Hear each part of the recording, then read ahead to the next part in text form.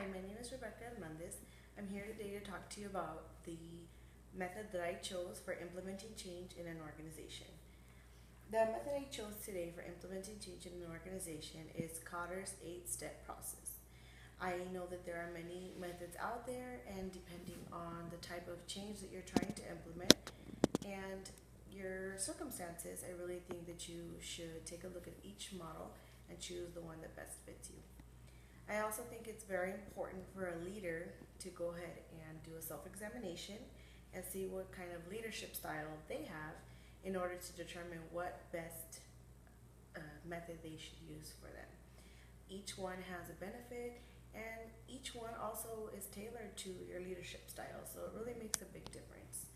I've chosen Kotter's 8-step process, and I've gone ahead and used the example of my husband and his previous workplace. The first step for Kotter's 8-step model is step one, and in that case, it's actually creating a sense of urgency. So I'm just going to put here urgent. Creating a sense of urgency is really important when trying to make change in the workplace. If your employees do not feel that there's a need for change, then it is less likely that they are going to accept change or want to hear anything that you have to say about it. In this case, I referenced how my husband was hired into a position to implement change. The company was in need of making big changes, and they hired him on board, got rid of the person before him, and told him they really needed him to make some changes to help the company survive. In this case, he was in charge of an adult daycare, and it was for adults with mental disabilities. So in this case, they had already had many state audits that they had not passed, and something needed to change. So they went ahead and got him on board. He went ahead and went in and stated the urgency. He let everybody know what he was there to do, what needed to be changed, and started the process immediately. Step two in this implementation for change is forming a coalition. So in this case, basically what you need to do is you need to find a group of people who are willing to go ahead and implement the change with you. You need to find a power team, so to speak. You need to find people who are willing to help carry out your message in a positive way to everybody out in this place, in your workplace. As it relates to my paper, Alex went ahead and asked people who had more seniority than he did to go ahead and help him implement his change. He explained that he knew they had more experience and knew more things about the company, so he asked them to be on board and help him make changes. Step three is developing your vision and strategy. In this case, I think it's across the board for everybody. You have to have a vision, you have to have a strategy, and know what it is that you're working towards. In relation to my paper, this proved very interesting for Alex because the company already had rules that it had to follow, and it already had an outline that needed to be done. So it was his job to take that outline and add to it and make it better and enhance it and implement that. So he went ahead and created his vision, and he shared it with everybody, and they started working on implementing the change. Step four is communicating the vision. So like I said, he went ahead and communicated the vision to everybody here, and he was always leading by example. So I think part of sharing your vision is being able to show people how you plan to get it done. So instead of just telling people what you want to do, show them. And he did a really good job of showing them what he wanted to get done, because he was the first one to start the project, and he did that until the very end. He never stopped joining them. He never pointed the finger and said, do this. He actually went through with them and did it with them. Step five is removing obstacles and empowering broad-based change. So in this case, like in any workplace, you're going to have obstacles.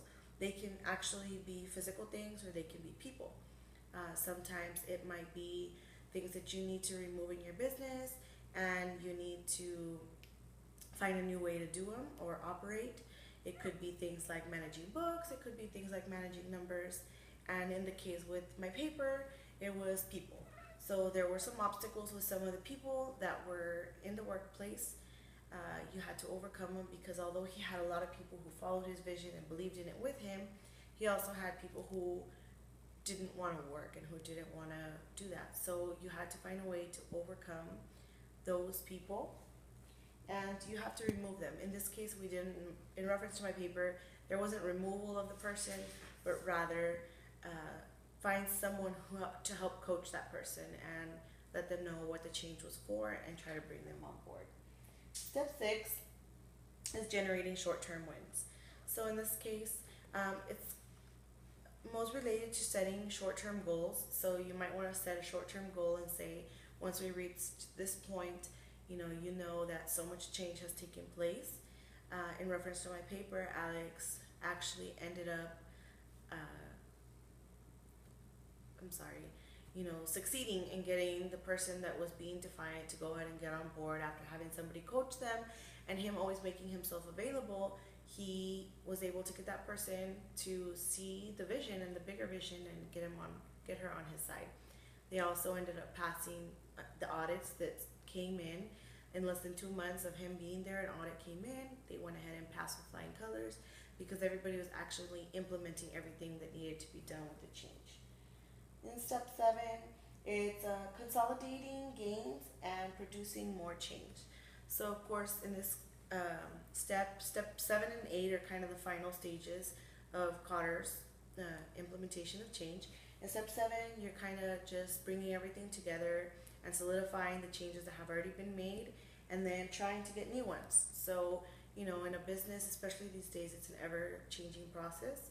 And so, in this case, in relation to my paper, it says, once the team was stronger with Alex's job, he went ahead and started to implement more personalized changes. Instead of as a group, he was working on a one-on-one basis. Of course, to get the details, you'll have to read the paper, since I only have so much time to make this video. Step 8 is anchoring new approaches in the culture. So in this case, once you've already established the changes and you've implemented them, you want to try to make it a culture. You want to make those new approaches something that happens every day, and it becomes a part of who you are and what you're doing and everybody else around you. Really, that's the process that I chose. It's an 8-step process, and it did help for Alex to succeed in his business, and I believe it can help anybody who needs to implement change in their organization as well. Thank you for watching.